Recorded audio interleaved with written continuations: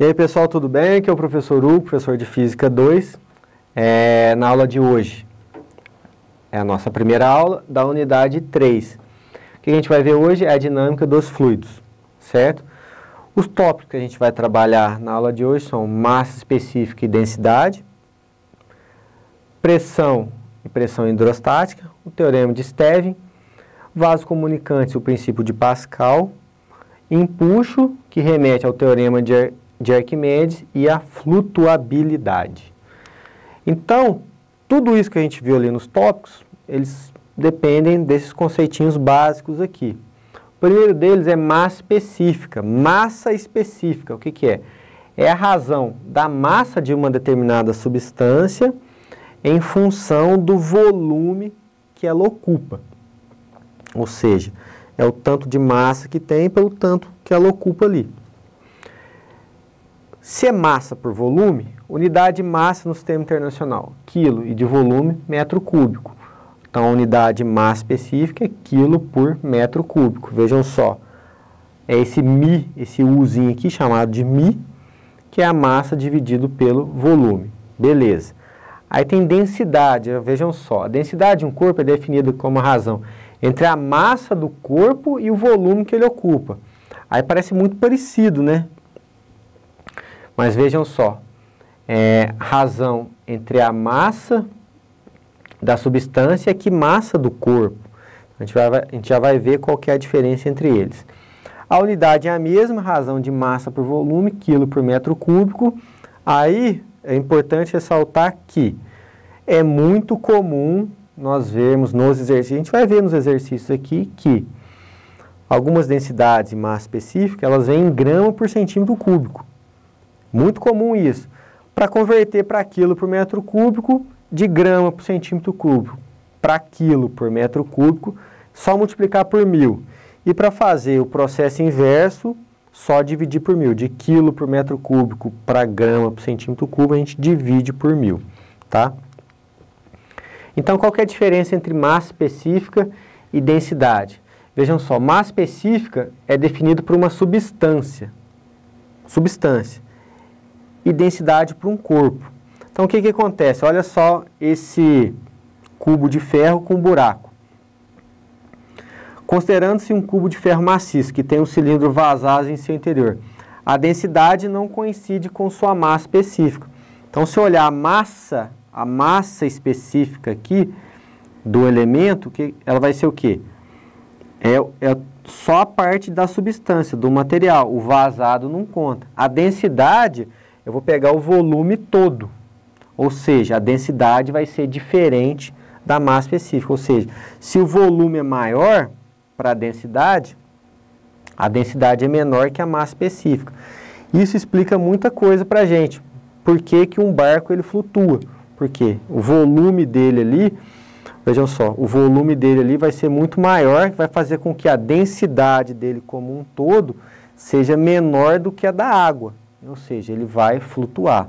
Então, tem tudo a ver com densidade e massa específica, a relação do volume. Então, guardem bem isso. Massa específica relacionada à substância e densidade relacionada a um corpo. Um exemplo rápido aqui, um recipiente de forma cúbica, aresta 50 centímetros, está cheio de água. A densidade da água é um parâmetro muito comum, que é bom até guardar, é 1 grama por centímetro cúbico. Qual a massa de água contida no recipiente?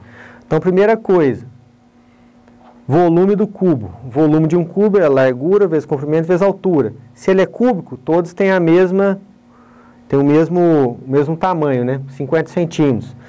Então, o volume de um cubo é aresta ao cubo, ou seja, 0,5 ao cubo. 0,125 metros cúbicos.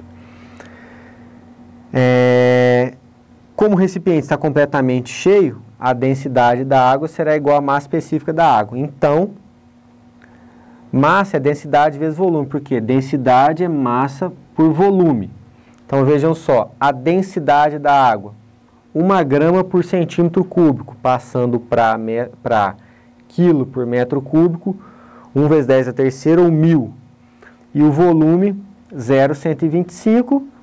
Então, esse recipiente vai pesar, vai ter uma massa de 125 quilos. Agora a gente já viu massa e densidade, a gente pode começar a ver o que é pressão. Pressão é a razão entre uma força aplicada, uma força normal aplicada em uma determinada superfície. Então vejam só, pressão, se eu pegar essa caneta e forçar ela na minha mão, vejam só, a força para uma área relativamente grande. Eu posso fazer força que não vou sentir nada. Ao passo que, se eu pegar um alfinete e aplicar a mesma força que eu apliquei com a caneta, vai ser meio complicado, né? Eu vou perfurar. Por quê?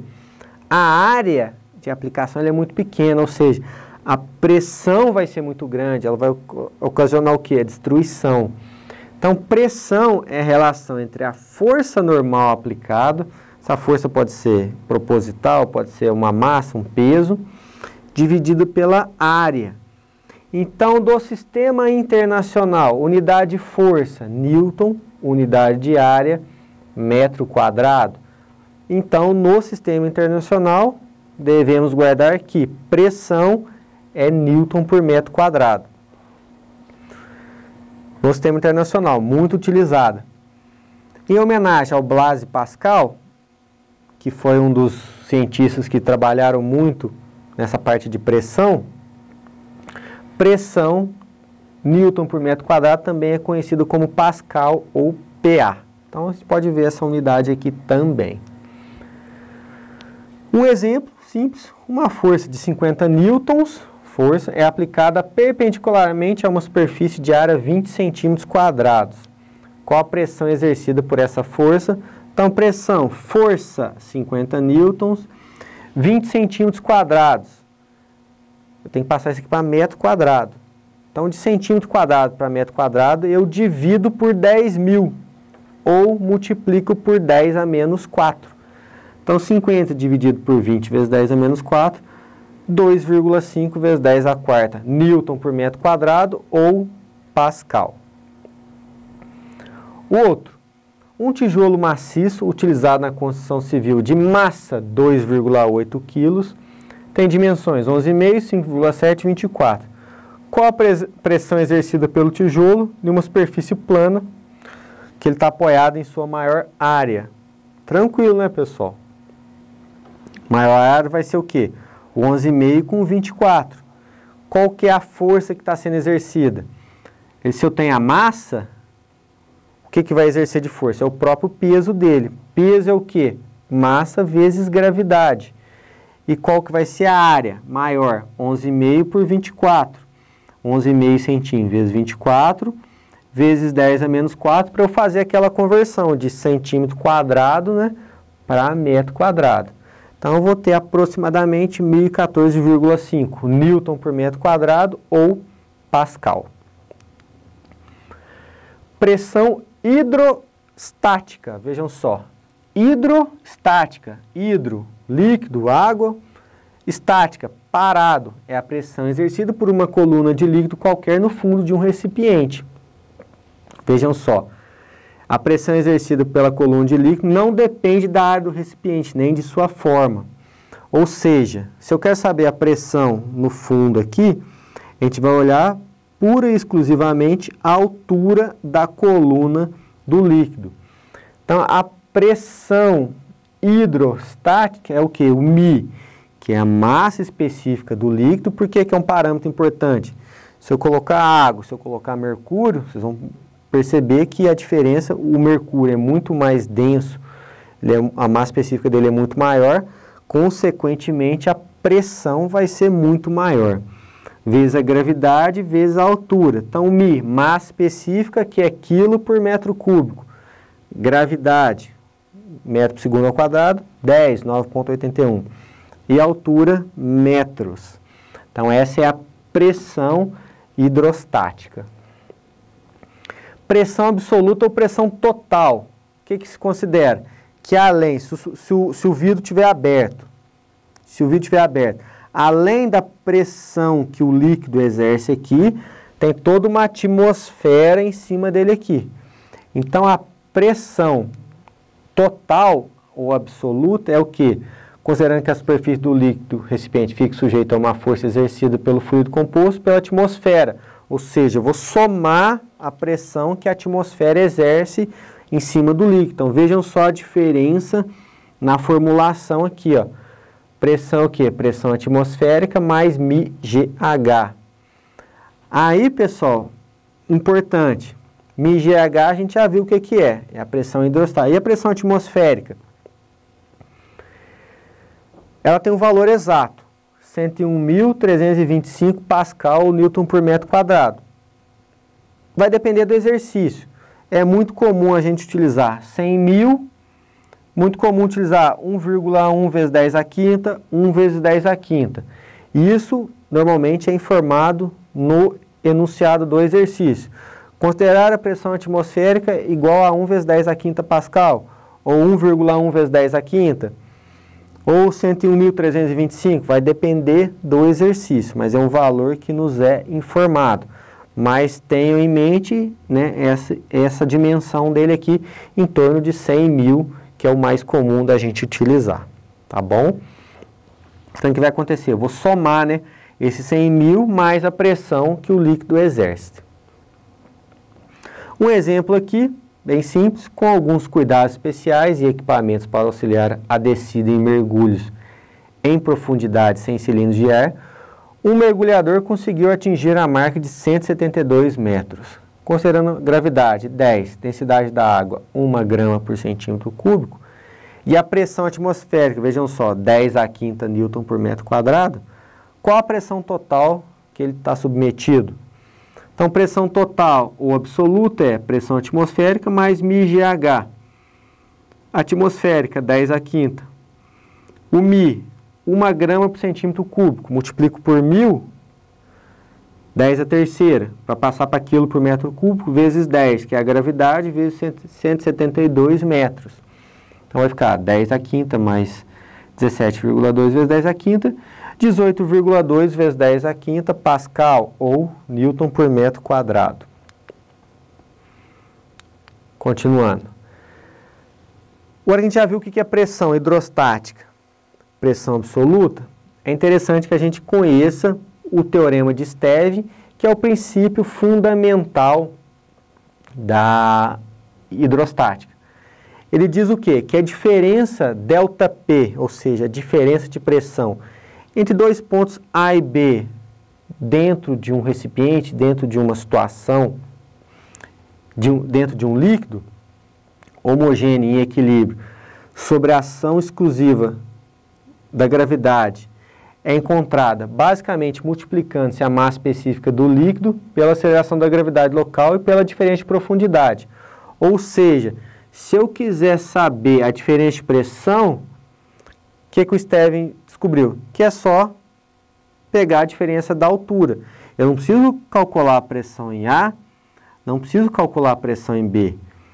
Eu preciso só ter a diferença das alturas. Quanto de diferença de altura eu tenho aqui? Eu vejo esse valor, altura em B, altura de A e altura de B, e eu vou ter a diferença de pressão. Esse é o teorema de Stevin. Vejam só. ΔP, variação da pressão, é μ, que o líquido é o mesmo. Gravidade não mudou. ΔH, a diferença de altura entre os pontos A e B. Um exemplo aqui para a gente aplicar o teorema de Stevin é: um recipiente está cheio de um líquido de massa específica 2 gramas por centímetro cúbico. Gravidade 10. Qual a diferença de pressão entre dois pontos no interior desse líquido, sendo que a diferença de altura é de 20 centímetros? Então, ó, variação da pressão, μgH. O μ, 2 gramas por centímetro cúbico. 2 vezes 10 à terceira, 2.000. Gravidade, 10. 20 centímetros. Centímetro eu passo para metro. Então, ó, 20 vezes 10 a menos 2. Então, ΔP, 4 vezes 10 à terceira pascal, ou 4.000 newtons por metro quadrado. 4.000 pascal. Continuando. Agora é interessante, o paradoxo da hidrostática, ou seja, os pontos isóbaros. O que são pontos isóbaros? São pontos de mesma pressão. É interessante, vejam só. Dois recipientes A e B, com o mesmo líquido e formas diferentes. Mesmo o recipiente A contendo, esse aqui é o A, contendo mais líquido que o B, a pressão no fundo é igual. Por quê? A pressão hidrostática depende única e exclusivamente da altura da coluna de líquido. Se a altura é a mesma, a pressão no fundo é a mesma. Essa explicação vem do quê? Vem dos pontos isóbaros previstos no Teorema de Stevin, que, de acordo com o Teorema de Stevin, a diferença de pressão entre dois pontos quaisquer de um líquido homogêneo depende do líquido e da altura da coluna. Se eles estão na mesma altura, o ΔH é nulo, ou seja, a pressão é a mesma. Vejam só que fantástico. Se não tem o ΔH, não tem o ΔP. Porque se eu voltar aqui na equação, vou voltar aqui, ó. Se o ΔH é zero, mesmo ponto, o ΔP é nulo, ou seja, não há diferença de pressão, ou seja, pontos no mesmo nível, no mesmo líquido, a pressão é a mesma. Isso aqui é fundamental para a parte dos pontos isóbaros. Um exemplo, 3 pontos estão indicados na figura abaixo, né? Esses pontos estão localizados no interior de um líquido homogêneo, incompressível, em equilíbrio. Água, né? Massa específica 1 grama por centímetro cúbico. Os pontos 1 e 2 apresentam uma diferença de nível de 20 metros entre o 1 e o 2. Agora pergunta, qual a diferença de pressão entre 1 e 2? Então, ΔP, vamos aplicar o teorema de Stevin. ΔP é μ da água, 1 grama por centímetro cúbico. G, gravidade 10. Então, μ, 1000, gravidade 10, ΔH, foi dado, 20 metros. Então, a variação de pressão ΔP nos pontos é 2 vezes 10 a quinta newton por metro quadrado ou pascal. Então, a diferença de pressão entre 1 e 2. Segunda pergunta. Qual relação existe entre as pressões 2 e 3? Vejam só, pontos isóbaros 2 e 3 ó, estão na mesma altura, ou seja, não há ΔP. Ó, o ΔH é nulo, ou seja, a pressão em 2 é igual à pressão em 3, porque pontos isóbaros. Continuando. Vasos comunicantes. Vasos comunicantes são sistemas formados por pelo menos 2 tubos interligados, contendo um ou mais líquidos, né, que não se misturam, em equilíbrio. Um vaso comunicante diz o quê? Que nessa situação aqui, ó, os pontos de mesma altura, eles vão se equilibrar e esses pontos necessariamente vão ter a mesma pressão. Qualquer ponto de mesma altura, mesmo variando-se as formas do recipiente no qual eles estão contidos, necessariamente tem a mesma pressão. Onde que a gente usa isso? Aqui. Em vasos comunicantes com 2 líquidos distintos. A gente coloca 2 líquidos distintos que não se misturam, eles vão entrar em equilíbrio, só que eles são diferentes. Então, o que que acontece? Se eles são diferentes, eles têm massa específica diferente. Essa situação aqui, vejam só. Tem um líquido A e tem um líquido B, que não se misturam. Por que que a coluna do A é menor que a coluna do B? Porque o líquido A é mais denso, ele é mais pesado. Então, ele precisa de menos, vamos dizer, menos altura aqui, para ele manter o equilíbrio. Porque ele é mais pesado. Então, pelo princípio dos pontos isóbaros, A e B, vejam só, pressão em A é igual a pressão em B. Qual que é a pressão em A? É a atmosférica mais a densidade do líquido A vezes a gravidade vezes a altura da coluna de A. E a do B? É a pressão atmosférica, densidade do B, massa específica, vezes gravidade vezes a altura do B. Atmosférico, atmosférica, posso cortar, os 2 tubos estão abertos. Gravidade é a mesma. Então, a gente pode estabelecer essa relação, que a massa específica de A vezes a altura de A é igual a massa específica de B vezes a altura de B. É a formulação para os vasos comunicantes. Um exemplo prático disso. Dois vasos comunicantes, como na figura, contém dois líquidos, no caso, líquido A e líquido B. E equilíbrio que não se mistura. O líquido A, a sua massa específica é 1,6 grama por centímetro cúbico. Qual a massa específica do B? Vejam só. Sem olhar aqui, a coluna do A é menor que a do B. Então, a gente já vai perceber que o valor da massa específica do B tem que dar maior que o do A, porque precisou de menos líquido B para equilibrar com A. Mas vamos fazer a conta. Então, MiA, 1,6. Altura do A, 100. Vamos trabalhar com centímetro mesmo. MiB, não sei. Altura do B, 80. O importante é trabalhar com a mesma unidade dos dois lados da equação. Não adianta nada eu fazer centímetro do lado e metro para o outro, vai dar tudo errado. Centímetro de um lado, centímetro do outro, funciona. Então, eu vou chegar aqui, a massa específica do B é 2 gramas por centímetro cúbico. Vejam só, não falei? Do A é 1,6. Do B, como a altura dele é menor, então, com certeza, ia dar uma densidade maior, uma massa específica maior, porque precisa de menos líquido aqui para manter o sistema em equilíbrio. Então, está aí a aplicação dos vasos comunicantes. Ainda assim, tem a ver com os vasos comunicantes, chega no princípio de Pascal. O princípio de Pascal, pessoal, ele é muito comum, muito utilizado nas prensas hidráulicas, elevadores de oficina mecânica que levantam o carro. Ou seja, o que é o princípio de Pascal? Qualquer variação de pressão que ocorra em um ponto qualquer de um líquido, ele é transmitida para todos os pontos do líquido. Ou seja, num espaço menor, se eu aplicar uma força e tiver esse vaso comunicante aqui, essa força é transmitida para todos os outros pontos. Pressão não é força por área?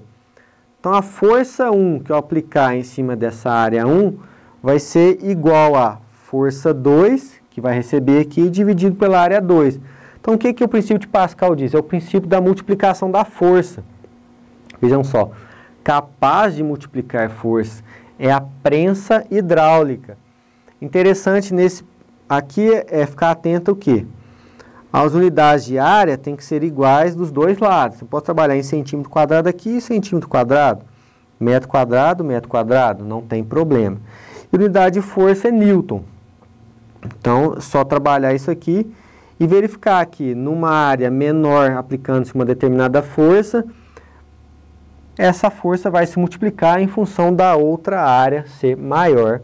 E esse é, para a gente, o princípio de Pascal. Um exemplo, no êmbolo menor de uma prensa hidráulica, atua uma força vertical para baixo que mantém equilibrado no êmbolo maior um objeto de massa 60 kg. Foi dada a massa. Calcule o valor da força F, sabendo que a área do êmbolo maior é 6 vezes do êmbolo menor. Princípio de Pascal, pessoal. Força 1 por área 1 é igual a força 2 por área 2. Então, a força que eu vou determinar dividido pela área 1 é igual a força 2. Qual que é a força 2? Massa vezes gravidade, que é o peso. Tem lá, eu tenho a massa, sei a gravidade que foi dado 10, então é o peso. 60 vezes 10, dividido por 6 vezes a área 1. Olha só, 6 vezes a área 1, porque a área é 6 vezes maior. Passo a área 1 aqui, vou cortar a área 1, eu vou chegar numa força de 100 newtons. Ou seja, de 100 newtons eu multipliquei para 600 newtons em função do tamanho da área. A área aumentou 6 vezes, ou seja, 100 newtons, 600 newtons, que são 60 vezes 10, ou seja, multiplicação da força. Multiplicou 6 vezes. E o último tópico que a gente vai trabalhar é o empuxo e o teorema de Arquimedes. É muito comum que a gente vê isso. O que acontece? Quando a gente pula até na piscina, a gente parece que a gente está mais leve, né? Por que a gente parece que a gente está mais leve? Porque quando o objeto está dentro da água, tem essa impressão que ele ficou mais leve. É o exemplo da gente pulando na piscina. Sabe o que acontece? A minha massa não diminuiu, eu não emagreci porque eu pulei dentro da piscina. Sabe, sua massa permanece constante e a gravidade também, não mudou o sistema, né? O sistema solar não mudou também não. Então a gente não está mais leve. Por que que parece que está mais leve? Porque a água está exercendo uma força dirigida para cima, tentando impedir que o corpo afunde. Essa força faz com que o quê? Ela é força contrária ao peso, parece que a gente está mais leve. Ao tentar empurrar uma bola plástica dentro d'água, percebe claramente essa força. É uma força vertical para cima que recebe o nome de impulso. Se você pegar uma bola, né, de futebol, tentar afundar ela dentro d'água, a gente consegue afundar. Mas quando eu solto ela é jogada para cima de novo. Por quê? Porque o líquido exerce uma força contrária à força-peso. Essa força é chamada de empuxo, é uma força vertical para cima. Como que eu calculo o empuxo? Empuxo é força, então a unidade dele é o Newton. É o μ do líquido, ou seja, massa específica do líquido. Por que isso influencia? Tentar afundar na água, tentar afundar no mercúrio. O empuxo vai ser muito maior do mercúrio. Gravidade vezes o volume do objeto, do corpo que está submerso. Então, um exemplo. Em um aquário cheio de um líquido cuja densidade é 1,8 grama por centímetro cúbico. Tem-se um corpo de 1.500 centímetros cúbicos que está totalmente imerso, totalmente. Gravidade 10, qual é o empuxo? Empuxo é o quê? Massa específica 1,8 vezes 1.000 vezes 10 a terceira, vezes a gravidade 10, vezes o volume. De centímetro cúbico para metro cúbico, eu divido por 10 a sexta, ou multiplico por 10 a menos 6. É a conversão de centímetro cúbico para metro cúbico. Fazendo a conta aqui, eu chego no empuxo de 27 newtons. Aí, já que a gente viu o que é empuxo, a gente vê o que é peso aparente. O que é o peso aparente? Eu tenho aqui um peso real. Se eu colocar o peso, mantendo o dinamômetro aqui dentro de um líquido, o peso vai ser diferente, vai parecer mais leve, que é o peso aparente, que é o que é o peso aparente? É o peso dividido menos o empuxo, ou seja, o peso para baixo, o empuxo para cima. O peso aparente é a diferença entre o peso real e o empuxo. Um exemplo, um objeto de massa 20 kg e volume 15 vezes 10 a terceira centímetros cúbicos está totalmente imerso na água, massa específica 1 grama e gravidade 10. Qual o peso aparente? Peso aparente é o peso menos o empuxo. Então, o peso aparente é o peso, massa vezes gravidade, 20 vezes 10, menos o empuxo. Qual que vai ser o empuxo? μ do líquido, 1.000, gravidade, volume submerso, 15 vezes 10 a terceira, multiplico por 10 a menos 6. 15 vezes 10 a menos 6, que eu estou passando de centímetro cúbico para metro cúbico. 200 menos 150, 50 newtons. Então, o objeto que pesava 200 newtons, dentro da água aqui, ele vai pesar, aparentemente, só 50 newtons em função do empuxo. Agora, as condições de flutuação, é muito simples a gente só imaginar. O que acontece?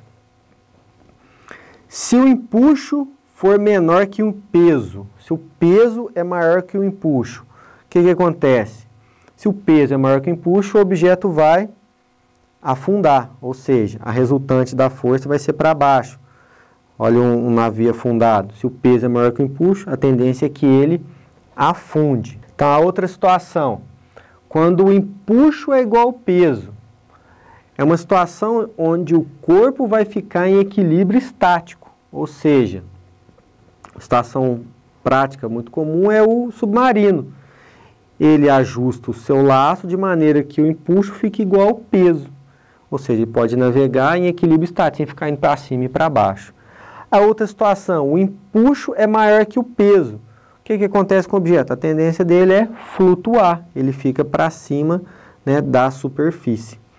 Algumas situações, por exemplo, da bola, se eu afundar muito a bola e na hora que eu soltar, o empuxo é tão grande que a bola sai, né, ela ejeta do líquido aqui, né, ela adquire até uma aceleração em função da sua massa pequena. Essas são situações, né, do nosso cotidiano. Para finalizar, um exemplo. Na figura seguinte, a esfera pesa 20 newtons e tem volume de 4 vezes 10 a menos 3 metros cúbicos. Ela está totalmente imersa num líquido com massa específica 1,5 gramas por centímetro cúbico e presa no fundo por um fio, né, leve e que não se estica. Gravidade 10, a intensidade da força de empuxo da água sobre o corpo. Então, empuxo, massa específica vezes gravidade vezes volume submerso. Massa específica, 1,5 grama, 1.500 quilos por metro cúbico, gravidade 10, e o volume já está em metro cúbico, olha que beleza, 4 vezes 10 a menos 3. Então, o empuxo é de 60 newtons. A outra pergunta, a intensidade da tração no fio. Como o corpo está em equilíbrio, olha só, a gente tem um empuxo para cima, o que a gente tem de força para baixo? A tração e o peso. O que empurra ele para baixo? Tração e peso. E para cima, o empuxo.